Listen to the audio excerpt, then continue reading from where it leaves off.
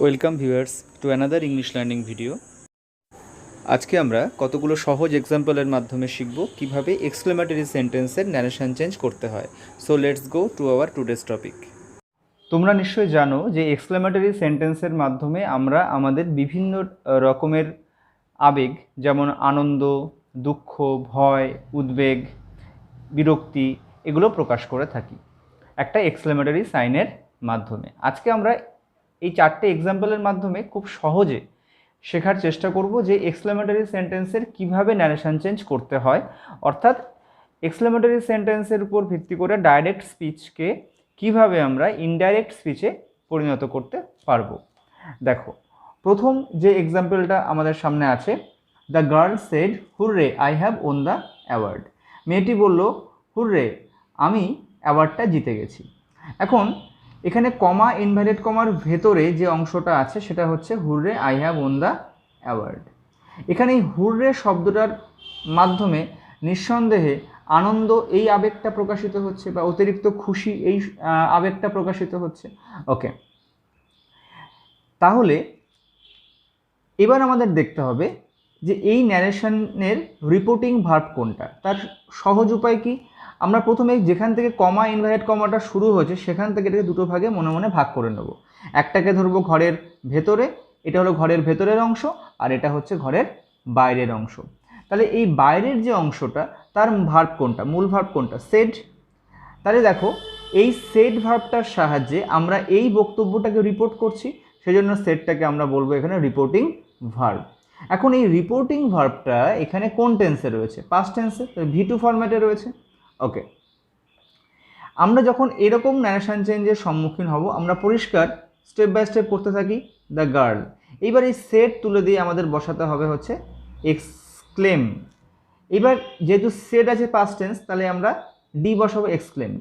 এইবার এই যে এক্সক্লেমেশনটা হচ্ছে, এটা আনন্দে হচ্ছে না দুঃখে হচ্ছে, নাকি কোনো ভয়ে হচ্ছে? এটা নিঃসন্দেহে আনন্দে হচ্ছে, এবং সেটা আমরা স্পষ্ট বুঝতে পারছি, সেজন্য এক্সক্লেমড ইন জয় এই কথাটা এখানে লিখতে হবে। তোমরা যদি মনে করো যে এখানে ইনের জায়গায় উইথ দেবে, তাহলেও কিন্তু বাক্যটা কারেক্ট হয়, ইন জয় অথবা উইথ জয়।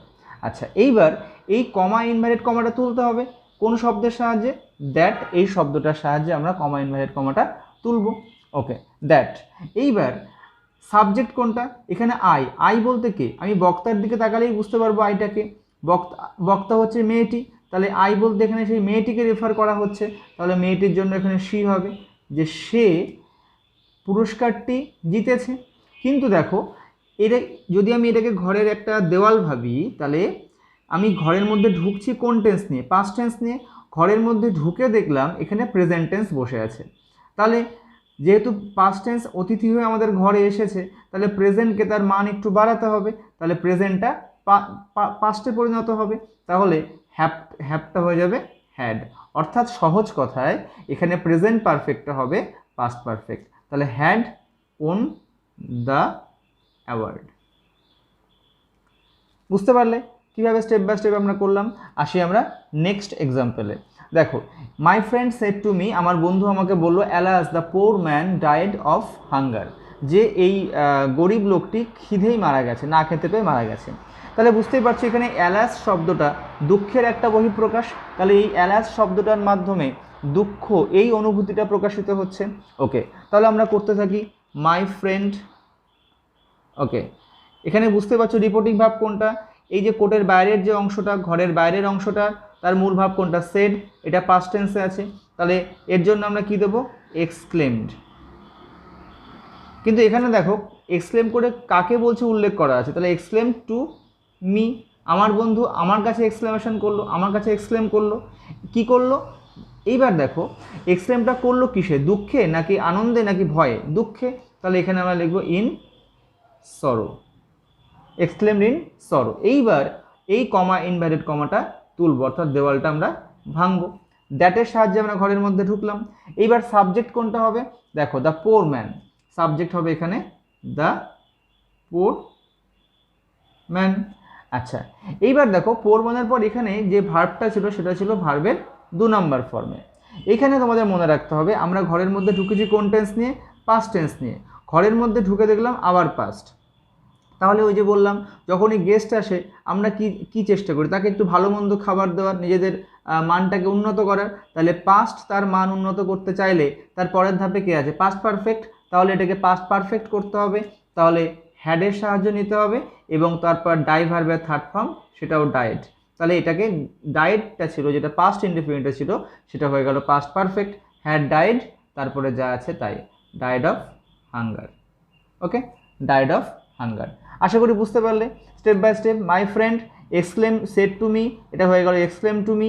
তারপরে অ্যালাসের জন্য ইন সরো, কমা ইনভার্টেড কমা তুললাম দ্যাটের সাহায্যে, সাবজেক্ট ডায়েটটা হয়ে গেল হ্যাড ডায়েট, যেহেতু আমাদের রিপোর্টিং ভার্বটা পাস্টে ছিল, অর্থাৎ আমরা পাস্ট টেন্স নিয়ে ঘরে ঢুকেছি, তারপর যা আছে তাই।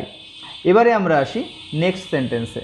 দেখো কি আছে নেক্সট সেন্টেন্সটা, দ্য টিচার সেড, শিক্ষক মহাশয় বললেন, how dirty your classroom is, তোমাদের ক্লাসরুমটা কি নোংরা।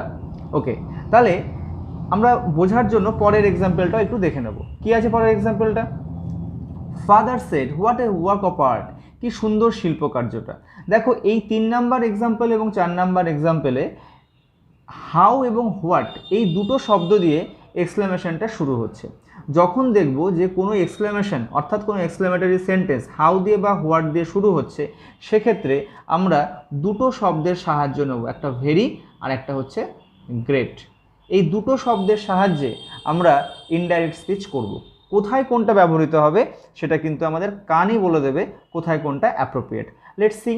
দেখো দ্য টিচার সেড, তাহলে আমরা পরিষ্কার দ্য টিচার, আমরা এবার খুব সহজেই বুঝতে পারছি এখানে সেটটা রিপোর্টিং ভার্ব, এটা V2 ফরম্যাটে আছে, তাহলে আমরা এটা কি লিখব, এক্সক্লেমড। ওকে, এইবার দেখো এই যে বক্তব্যটা, তোমাদের ক্লাসরুমটা কি নোংরা, এটা রেগে বললেন নাকি হতাশায় বললেন নাকি দুঃখে বললেন, সেটা আমরা পরিষ্কার করে বুঝতে পারছি না। তাহলে আমাদের ইনজয় বা ইন সরো বা ইন ডিসগাস্ট কিচ্ছু দেওয়ার দরকার নেই, পরিষ্কার আমরা এক্সক্লেমডের পরেই দ্যাট দিয়ে কমা ইনভার্টেড কমাটাকে তুলবো, অর্থাৎ এই দেওয়ালটাকে আমরা ভাঙবো। ওকে, তাহলে দ্যাট।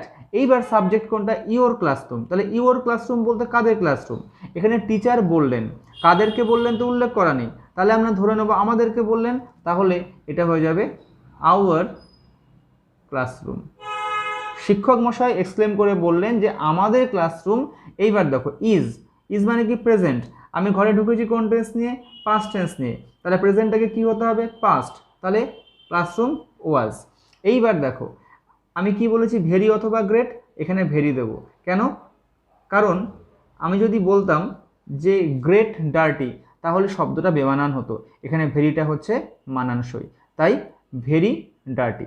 দেখো গ্রেট ডার্টি বললে অবশ্যই কানে আমাদের লাগছে। ওকে, দেখো পরের এক্সাম্পলটা কীরকম আছে, ফাদার সেড, বাবা বললেন, what a work of art, কি সুন্দর শিল্পকার্যটা। Let's start. তাহলে ফাদার সেড, তার পরিবর্তে কি দেবো, এক্সক্লেমড। বুঝতে পেরে গেছি যে এটা রিপোর্টিং ভার্ব হচ্ছে এখানে সেড, এখানে আমাদের দেওয়ালটা আছে কমা ইনভার্টেড কমার জায়গায়। আচ্ছা, এইবার আমরা এটা কি করব, what a work of art, কি সুন্দর শিল্পকার্যটা। দেখো এটা আমরা কিন্তু বুঝতে পারছি যে এটা কিছুটা বিস্ময়ে সেই আবেগটা প্রকাশ করছে। তোমরা চাইলে এখানে ইন ওয়ান্ডার মানে হচ্ছে বিস্ময়, এটা দিতে পারো। আবার যদি কেউ না দাও তাহলেও অসুবিধা নেই, সেই জন্য এটাকে ব্র্যাকেটের মধ্যে রাখলাম। এইবার এই দেওয়ালটা তুলতে হবে কি দিয়ে, মানে কমা ইনভার্টেড কমা তুলতে হবে কি দিয়ে, দ্যাট দিয়ে, দ্যাট। এইবার সাবজেক্ট কোনটা, দ্য ওয়ার্ক অফ আর্ট। ওকে, তাহলে আমরা কি বলবো, দ্য। আচ্ছা, এইবার দেখো এখানে একটা ইন্ট্রোডাক্টরি ইট নিয়ে আসতে হবে সাবজেক্ট, কারণ এখানে ওয়ার্ক অফ আর্টটা হয় খুব সুন্দর। তাহলে the work of art was very beautiful করতে হবে। দেখো বাবা যখন দেখছেন সেটা তো প্রেজেন্টে, ওকে, সে প্রেজেন্টে ওই বক্তব্যটা বলেছে, সেজন্য ডাইরেক্ট স্পিচে রয়েছে। তাহলে এটাকে দুভাবে করতে পারি, কিভাবে, দ্য ওয়ার্ক অফ আর্ট, এবার ইজ দেবো না ওয়াজ দেবো, অবশ্যই ওয়াজ, কারণ এখানে সেট ছিল, মানে আমি পাস্ট টেন্স নিয়ে ঘরে ঢুকেছি। তাহলে ওয়ার্ক অফ আর্ট, এবার কি লিখবো, ওয়াজ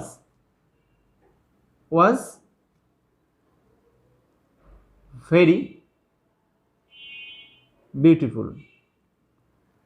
বিউটিফুল কথাটা আমরা সেন্স করে নিয়ে লিখলাম, কিন্তু এটার থেকেও বেটার হয় যদি আমরা এরকম লিখি যে father exclaimed in wonder that, এই অবধি আমরা লিখলাম। দ্যাটের পর থেকে যদি আমরা এটাকে এইভাবে লিখি, কিভাবে, that it was a great work of art. তাহলে আমাদের আর এই বিউটিফুল এই শব্দটা আনার দরকার নেই, শুধু আমাদের এই ইন্ট্রোডাক্টরি ইটটা নিয়ে আসতে হবে সাবজেক্ট করার জন্য। এবং তারপর ভার্ব কি বসবে?